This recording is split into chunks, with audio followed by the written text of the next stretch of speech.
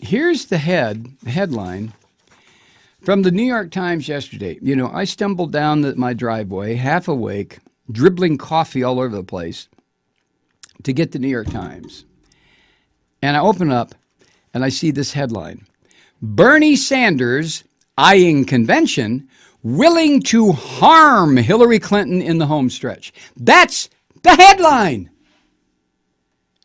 Willing to harm Hillary Clinton. What the fuck? What does that mean? Harm her by staying in the race? Harm her by winning primaries? Harm her by picking up delegate votes? Yep, that's what they mean. That's exactly what they mean.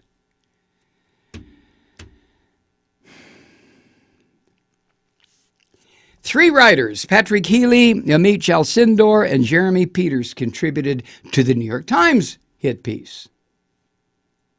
To her credit, more or less, Joan Walsh wrote her own. This took three people. And the first sentence, determined to transform the party, the senator is aiming to amass enough leverage to press his agenda at the convention, or even wrest, W-R-E-S-T, the nomination. Well, son of a bitch! Isn't that what this is all about? How does that translate to Sanders is willing to harm Hillary Clinton? Anybody want to tell me? Well, it doesn't. But when Sanders said, and even somebody writing at The Nation said, Sanders has got to stop playing the victim. What the fuck? Playing? See, this which surprises me because The Nation endorsed Sanders. But all this stuff that now, see, because Sanders did not roll over and play dead. Sanders did not tell the people who voted for him, don't vote for me. Don't vote for me. I'm just out here fucking around. Don't vote for me. Vote for her. He didn't say that. So he must be trying to harm Hillary Clinton. Anyway, fairness and accuracy in reporting picked up on what I've been talking about.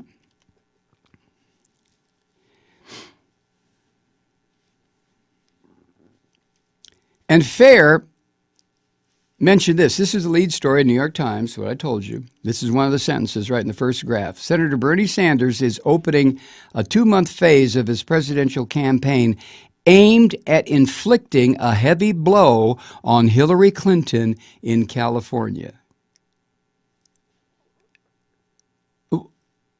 Inflicting a heavy blow. When I read that, I thought, oh, he's going to kneecap her? He's going to have her kneecapped? He's going to have a couple of Donald Trump mafia hitmen come out with crowbars and just whack, whack, and do her kneecaps? Inflicting a heavy blow. As Fair and Accuracy in Reporting says, quote, that would be odd behavior, a political campaign having the professed aim of damaging an opponent rather than advancing its candidate. The New York Times wouldn't lead with this sensational claim unless it had hard evidence. Right? Well, you have to go to the 7th paragraph of the story before you find an actual quote from anybody. And here's the quote.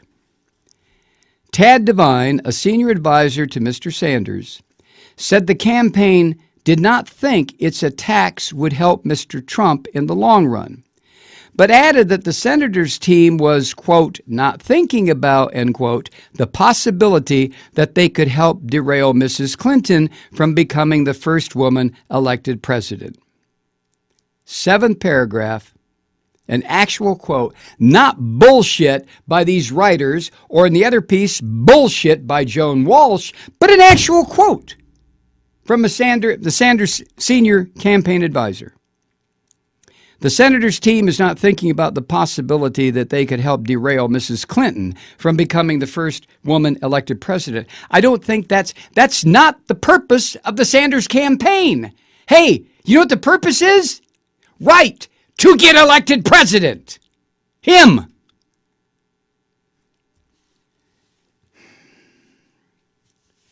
Fair says, this is bad journalism 101.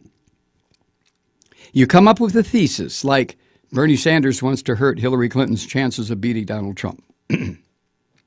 You take your thesis to the source and ask them to agree with it. Like any sensible spokesperson, they decline to comment on it. You take their no comment as an endorsement of your thesis, and that becomes the lead headline in the nation's most influential newspaper. You take your thesis to your source, and you ask them to agree with it. Like any sensible spokesperson, no comment. That becomes the lead headline. As a bonus, you get to make a front page allusion to violence on the part of Senator Sanders, which bolsters the idea advanced by phantom chair throwing incidents, bolsters the idea that the Sanders campaign is a dangerous menace. Well, it's a white male-dominated cult. That's like the Klan or the Nazi Party.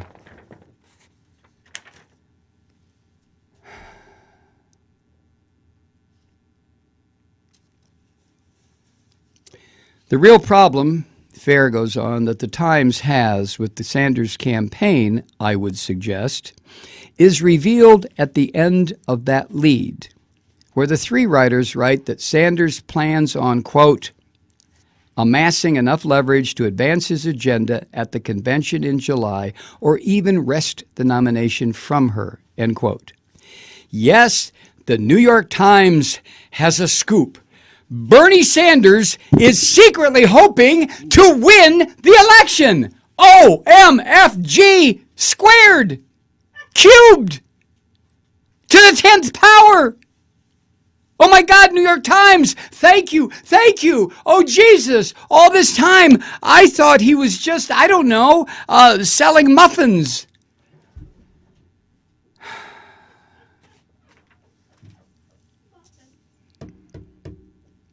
And by the way, the lead writer of this article, as Fair points out, the one in the Times, Fair says Healy, that's his name, is one of the Times reporters who wrote back in October about, quote, Hillary Rodham Clinton emerging as the unrivaled leader in the Democratic contest, end quote. The unrivaled leader. The Times will not forgive Sanders for proving them wrong.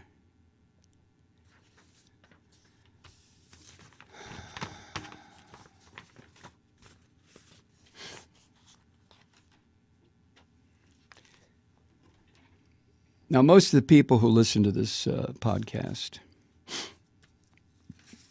are sophisticated enough to understand what is going on here. Sanders is trying to represent a party that no longer exists. But he's not doing it out of stupidity. What he's trying to do is say the Democratic Party has collapsed and burned. No pun intended. It's gone. The Democratic Party does not give a shit about the coalition building objectives that it had 30, 40, 50, 60, 70 years ago. It doesn't care. The Democratic Party allowed the birth of Reagan Democrats. The Democratic Party has led this country through its screwed up leadership of Bill Clinton for 8 years into an absolute blind alley of right-wing bullshit. That's what Sanders is trying to say. Can that be interpreted as an attack on the Democratic Party? Yes! Is the attack justified? Yes! Who is upset with the attack? The Democratic Party. They're not willing to change. They've never been willing to become once again, the party of the people. No. Shit, no.